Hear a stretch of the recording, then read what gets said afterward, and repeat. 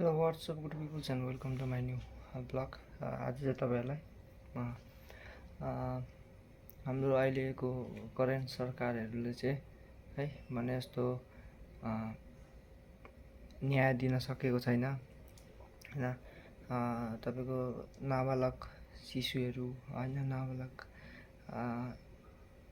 बहिनीहरूलाई होइन अब खुलेआम मान्छेहरूले बलात्कार गर्दै होइन तपाईँलाई हत्या गरेर आँखा निकालेर तपाईँलाई त्योमा फोटो देखाउने छु होइन।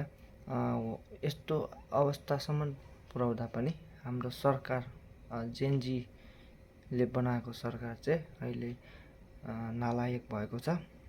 यसको लागि हामीले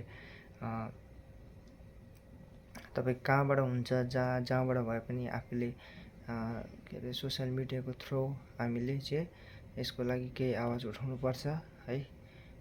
र हामी सचेत हुनुपर्छ, किनकि त्यो आजको नानी तपाईँको भोलिको छोरी बुइनी दिदी बहिनी पनि पढ्न सक्छ। त्यही भएर हामीले कानुनलाई अलिक डह्रो बनाएर यसलाई के कसो गर्ने हो सोच्दै त अलिकति गर्नुपर्ने छ, किनकि हाम्रो सरकार अहिले भने जस्तो काम गर्न सकेको